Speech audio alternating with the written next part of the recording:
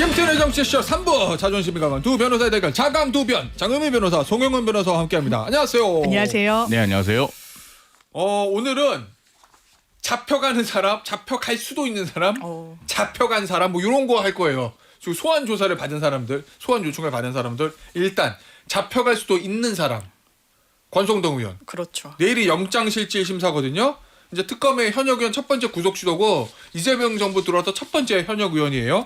자, 권성동 의원은 결백하다 이런 입장인데 일단 체포동의안 표결 때 혼자 들어갔어요. 국민의힘 의원들 중에서는. 그런데 이 찬성 이걸 보여줬어요. 권성동 의원이 예전에 카메라 찍힌 적이 있습니다. 체리 따봉 사건. 그렇죠. 이거는 체리 따봉 때는 의도적인 노출이냐 아니면 찍힌 거냐에 대해서 의견이 분분했었는데 이번에는 이건 누가 봐도 의도적인 거잖아요. 그래 보이죠. 바깥으로 접었으니까. 네. 에? 이거는 노출한 이제 그건 뭘까요? 오선위원회 이 심중은 뭘까요? 노출한 위원. 제가 권성동 의원에게 물어보지는 않았는데 문제 없어 이건가? 이런 게 이제 오선 정치인의 노련함이 아닌가 싶어요. 네. 왜냐하면 거기서 본인이 투표용지 안 보이게 투표했으면 예. 그 반대표 한 표 나온 거 있잖아요. 예. 본인이라고 오해받았을 겁니다. 아 그러네. 딱 그런 반대표. 부분을 예상하고 아마 나 가표 던졌다라는 걸 보여주는 차원이 아니었을까 예. 추론해 봅니다. 네. 어떻게 보면 결기 같은 거기도 결기. 한데 본인이 과거에 일단 했던 말이 있고 나는 불체포 특권 다 내려놓고 포기하겠다라고 서명까지 했던 부분이 있고 지금은 본인이 가 부와 상관없이 어쨌든 가 쪽으로 그렇죠. 예, 민주당 의석수가 되니까 정치적으로 본인이 이제 보여주고 싶어하는 모습을 의도적으로 카메라에 노출한 걸로 보이죠. 자, 그동안 이제 권성동 의원의 혐의가 있느냐 없느냐는 뭐 일단은 내일 소명의 정도는 영장실질 심사에 나올 거고 실제 증명이 됐느냐는 걸 이제 법원에서 본재판 해봐야 되는 건데 그동안은 저희가 특검 쪽 증거를 많이 말씀드렸잖아요. 뭐 문자 메시지 그다음에 뭐 사진 이런 거. 오늘은 권성동 의원의 항변에 대해서 좀 보겠습니다. 부인해요. 권성동 의원 얘기의 핵심은 특검이 손에 쥔 것은 공여자의 허위 진술뿐이다. 그날은 공여자, 그러니까 준 사람, 윤모 씨 얘기하는 거예요. 그날은 공여자와 처음으로 독대한 자리였다. 상식적으로 어느 누가 처음으로 독대한 자리에서 불법 정치자금을 주고받을 수 있겠나. 검사를 20년 했고 정치를 16년 했다. 그렇게 어리석지 않다. 처음 본 사람한테 돈 받는 사람이 어딨냐? 보자마자 이 얘기거든요. 허위 진술일 거다. 그 문자 메시지에 대해서 해명을 해야죠, 사실은. 제일 문자 중요한 메시지? 부분은 네. 그 특검이 내놓고 있는 뭐 5가지의 주요 증거라고 하는 것 중에서 요거요. 문자 한번 읽어드릴게요. 2020년 1월 5일 날 윤영호 본부장이 반가웠습니다. 대승적 결단에 찬사를 드립니다. 오늘 드린 것은 작지만 후보님 위에 요긴하게 써주세요. 나중에 분위기 익으면 후보님과 총장님 한번 뵙게 하면 좋겠다. 요거. 그렇죠. 예. 이 문자가요. 예. 권성동 의원과 독대하고 나서 보낸 거잖아요. 예. 그리고 다른 증거들은 직접적으로 받았다는 걸 증명하지는 않아요. 예를 들면 돈을 사진을 찍어놨어도 예. 막상 사진만 찍어놓고 배달 사고 일으킬 수도 있는 겁니다. 이런 돈은 배달 사고가 있을 수는 있으니까. 그러나 작지만 요긴하게 써주세요라고 하는 건 뭐라고 설명할 겁니까? 그리고 그 중에서도 작지만이 있잖아요. 작지만이 없으면 네. 그게 예를 들어서 금전이나 금품이 아니고 뭐 문서나 다른 것이었다고 주장할 여지가 있어요. 그런데 예. 작지만이면 이걸 뭐라고 해석해야 되죠? 그러니까 독대를 처음 했다 아니다가 중요한 게 아니고 예. 이 문자에 대해서 본인은 어떤 답이나 조치를 했는가 여기에 대해서 납득할 만한 답을 법원에 나가서는 네. 해야 될 겁니다. 이 문자에 대해서 권성동 의원이 뭐라고 답했는지 답을 안 했는지는 밝힌 적이 있나요? 아니 답을 안 한 것 같습니다. 일단 답을? 큰 틀에서 예. 내가 검사 20년 하고 정치 16년 한 사람인데 예. 돈을 받겠냐. 그것도 모르던 사람, 처음 사람. 그럴 수 있어요. 법리적으로 전 유의미한 주장이라고 생각하는데 요거는 주장 예, 자체는. 송 변호사님 짚어주신 대로 그 후에 맥락이 있잖아요. 예. 요긴하게 써주세요. 이거 약소하지만 작지만 이게 돈으로 보여요. 그리고 네. 최근에 또 이거 특검에서 나오는 이 증거에 보면 거기에 동석했던 두 사람이 더 있습니다. 통일교와 관련된 사람. 세계일보 그러니까요. 부회장이 있고 예. 한국 적십자사 회장이 있는데 이 사람들이 난 돈 주고받은 거 못 봤다. 그때 밥만 먹었는데 우리가 뭐 없을 때 그랬는지 모르겠지만 뭐 이런 취지로 처음엔 진술을 했다는 거예요. 처음에는. 그런데 이 윤용호 씨의 문자를 들여다봤더니 이 두 사람이 돈을 받은 걸 알고 있다는 전제에서 뭐 사후적으로 문자를 또 주고받았다는 보도가 있더라고요. 예를 들면 동석자들하고 윤영호 맞습니다. 씨하고. 그래서 검찰은 더 이거는 심증을 굳히는 계기가 증거로서 마련된 것 같습니다. 그래요. 아니 이게 1억 정도면 뭔가 들고 나왔을 건데 근데 시간이 좀 돼서 그 중국집에 CCTV는 없을 것 같고 알겠어요. 자 그런데 하나 더 궁금한 게 있어요. 일단 정치자금법 위반이잖아요. 그런데 정치자금법 위반보다 뇌물이 입증하기도 어렵죠. 형량은 더 세잖아요. 어렵죠. 예. 근데 여기 지금 체포영장 보도된 걸 보니까 나름의 대가성으로 보는 것도 특검에서 적시해놨거든요. 예를 들면 뭐 수사 정보를 빼줬다든지, 그리고 통일교 사업에 대한 뭐 지원 이런 것들. 그러면 이거는 특검은 뇌물로 볼 수도 있을 법만도 한데 왜 정치자금법을 한 거예요? 뇌물로 볼 수도 있을 법한데 아직 네. 그 부분에 대해서는 수사가 충분하다고 판단을 안 하는 거겠죠. 아, 왜냐하면은 그래서? 예. 지금 그 민중기 특검팀의 스타일은 뒤에서도 이야기하겠지만 김상민 전 검사에 대해서도 일단 청탁금지법 위반으로 구속영장 청구서에 혐의를 적시했잖아요. 예. 그러니까 안전하다고 생각하는 것 위주로 일단 법 적용을 하고 영장 단계에서는 김건희 여사 때도 그랬듯이. 예. 그래서 그 다음에 이제 기소할 때 되면 그 동안의 보강 수사를 해서 더 무거운 혐의로 적용을 하겠다 이런 의중을 갖고 있는 걸로 보여요. 예. 알겠습니다. 하나 더. 윤영호 본부장의 문자에 보면 오늘 드린 건 이제 돈이라고 전제를 하고 이제 말씀드리는 거예요. 네. 오늘 드린 것은 작지만 후보님 위에 요긴하게 써주세요. 이거거든요 지금. 네, 맞습니다. 이게 1월 5일이잖아요. 잘못하게 되면 예. 대선 자금 문제인데요. 대선 자금 문제고 그러니까 이 부분이 불법 자금으로 대선을 치르고 뭐 이러면 또 뭐 선거법 위반 혐의가 있고 그러면 뭐 지원금 보전금도 다 뭐 뱉어내야 되는 거 아니냐 뭐 이렇게까지 될 수 있고 근데 이렇게 틀거리를 특검이 짜는 것 같아요. 지금 일단 인신 확보가 급하잖아요. 김상민 검사도 그렇고 권성동 의원도 특검 그렇고 입장에서는. 그러니까 지금 아마 이거는 뇌물로 경유해 가겠다는 걸 영장 청구서에 남긴 거잖아요. 왜냐하면 대가 관계를 우리 네. 아직 인신 확보가 되지 않아서 수사 못했어요, 판사님. 네. 그러니까 우리는 잡아서 이거 추가로 수사해야 됩니다. 뇌물이지 그리고 아니지. 예, 네. 큰 틀에서 요런 거는 뭐 ODA니 뭐 UN 뭐 제호사무소니 이런 게 어느 정도 진술이 확보된 것 같아요. 근데 마침표를 찍기 위해선 인신 확보가 필요합니다라고 설득하는 과정을 위해서 조금 남겨둔 부분이 있고 네. 그리고 그러면 뇌물죄로 의유를 안 할 것이냐 수사가 막히면 그러진 않아요. 이건 100% 간다라고 보여지는 겁니다. 왜냐하면 이미 대가관계 얘기를 영장 청구서 단계에서부터 하고 있고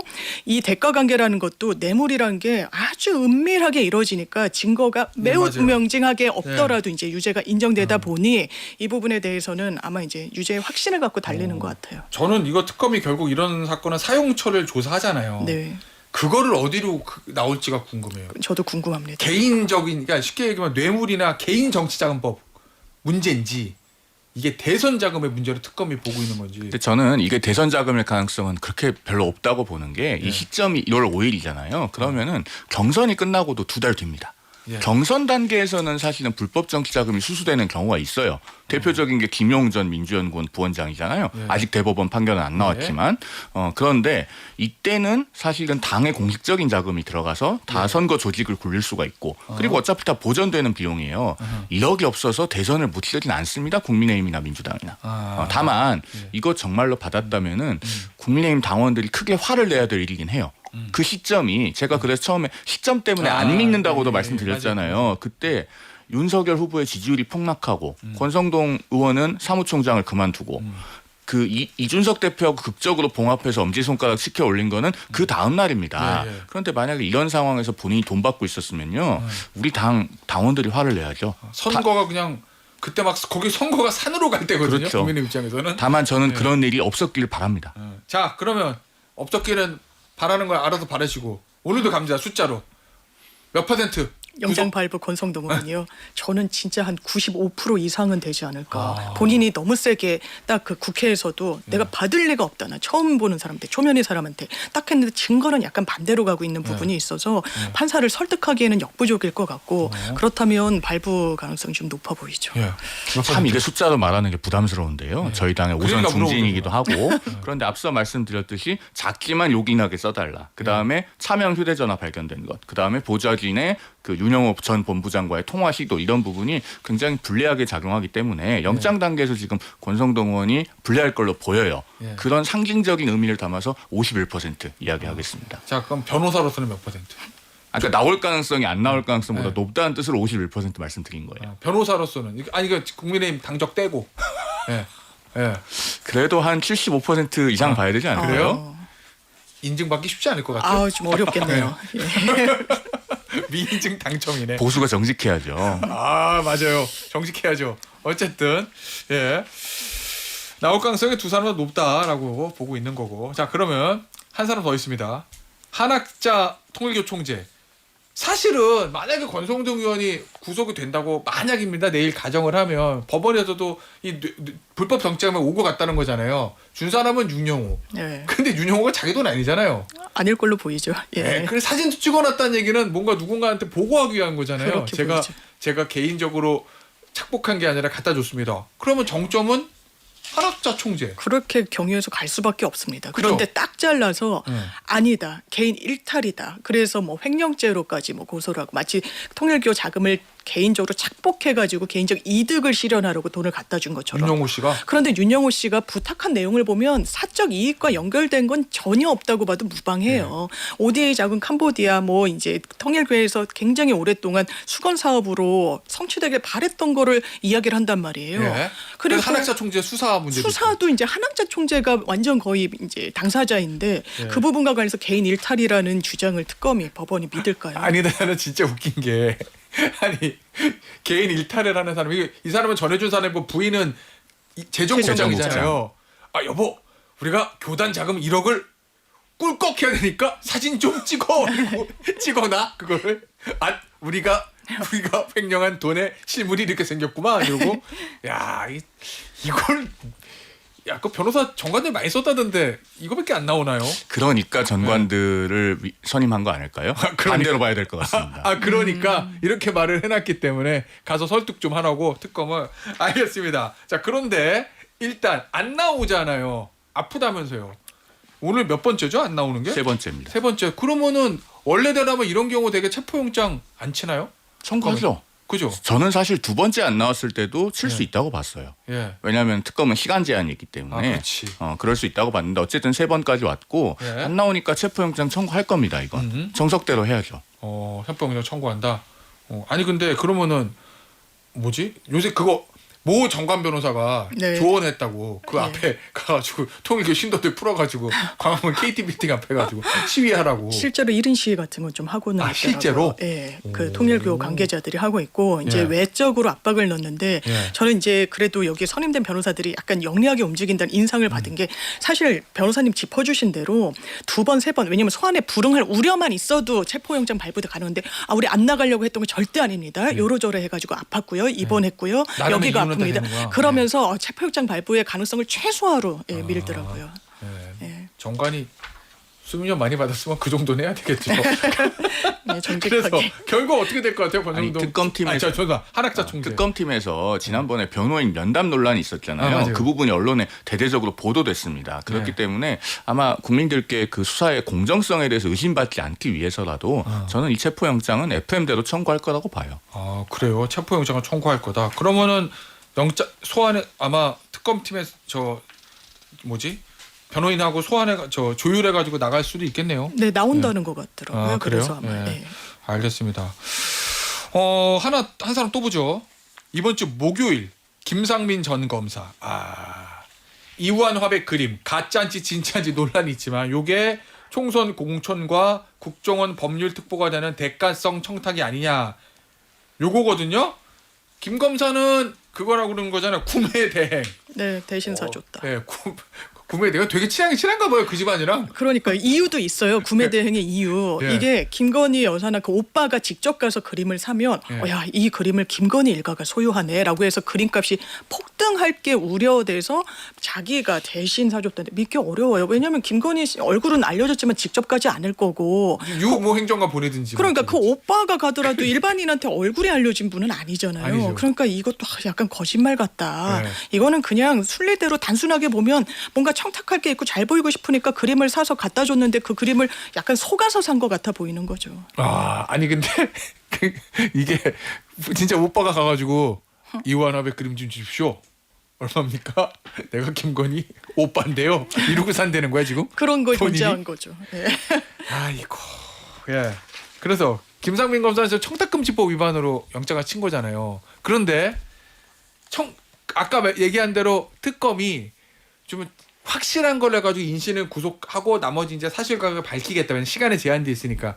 그런데 청탁금지법이라는 법 자체가 구속될 만한 사건이냐? 그러니까요. 법정형이 낮고 예. 실제로 판례를 봐도 양형이 낮아요. 그래서 폰떡금지법은 이 부분에서는 사실 구속영장 발부의 불확실성이 상당히 있어 보입니다. 예. 말씀하신 대로 청탁금지법 위반으로 처벌해도 법정형이 3년 이하의 징역 또는 3천만 원 이하의 벌금이에요. 예. 과거에 그 노환중 전 부산의료원장 있잖아요. 조국 전 대표 딸 예. 조민 씨한테 장학금 줘서 청탁금지법 위반으로 처벌받았는데 그때 벌금 1,000만 원이었습니다. 예. 그런데 더더군다나 지금 이 그림이 가품이라는 거잖아요. 예. 그러면은 가액이 기껏해야 한 2,300만 원 될 겁니다. 그걸 가지고 청탁금지법 위반으로 영장 청구하면 영장이 쉽게 나올까? 예. 거기에 대해서는 변호사로서 좀 의문이 드네요. 만약 뇌물 쳤으면요. 뇌물을 쳤어도 가액이 불명이니까 가품이라도 하나? 그렇지만 뇌물 공여는 좀 얘기가 다르죠. 뇌물 공여니까요. 그렇죠. 그러면 예. 그런데 어쨌든 김상민 전 검사의 주장을 믿지는 않아요. 그리고 법원도 그걸 쉽사리 수긍하진 않을 거고 예. 그래서 저는 그 영장실질심사에서 김 전 검사의 태도가 굉장히 중요하다고 생각합니다. 예를 들면은 차라리 털어놓는 게 맞다. 영장 전담 판사가 봤을 때 판사가 보기에 법관 앞에서까지 대놓고 거짓말하는 것처럼 보인다. 예. 이러면은 혐의가 청탁금지법 위반이어도 영장 발부 가능성이 올라갈 수도 있어요. 본인이 굉장히 판단을 잘해야 되는 기로에 놓여 있지 않을까 하는 것이 제 개인적인 의견입니다. 알겠습니다. 자, 오늘 마지막 이슈. 이 소환은 소환인데 이건 구속을 위한 소환은 아니고 참고인 진술, 증인 신문을 위한 저 진술이 이겁니다. 저 소환입니다. 특검보가 네. 한동훈 전 대표 강제 구인할 수도 있다 이렇게 얘기했거든요. 그렇죠. 근데 참고인이잖아요. 참고인이죠. 참고인은 억지로 못 끌고 가잖아요. 그러니까 이제 수사 과정에서는 참고인을 당신 빨리 나와. 뭐 이렇게 강제성을 이제 그 수반해 가지고 끌어낼 수가 없는데 지금 이제 법원 단계로 넘어갔잖아요. 공판전 증인 신문 네, 청구. 공판전 증인 신문. 그러니까 이제 특검의 브리핑 내용도 봤더니 아마 법원을 통해서 일단 강제적인 조치를 할 수 있는 것으로 알고 있다라는 취지로 설명을 했더라고요. 일단은 증인의 지위에 있는 것으로 이제 좀 바뀐 부분이 있고 그렇다면 법원 입장에서는 보통 일반 사건에서도 증인이 계속 안 나오면 이제 강제 구인하거나 아니면 과태료를 물려서 금전적으로 페널티를 줘서 사실상 나오도록 유인하는 거잖아요. 네. 그런데 그걸 좀 기대하고 신청을 법원 단계에서 한동훈 전 대표가 안 나온다고 하면 그 부분까지 열어놓고 지금 진행을 하고 있는 상황인 것 같습니다.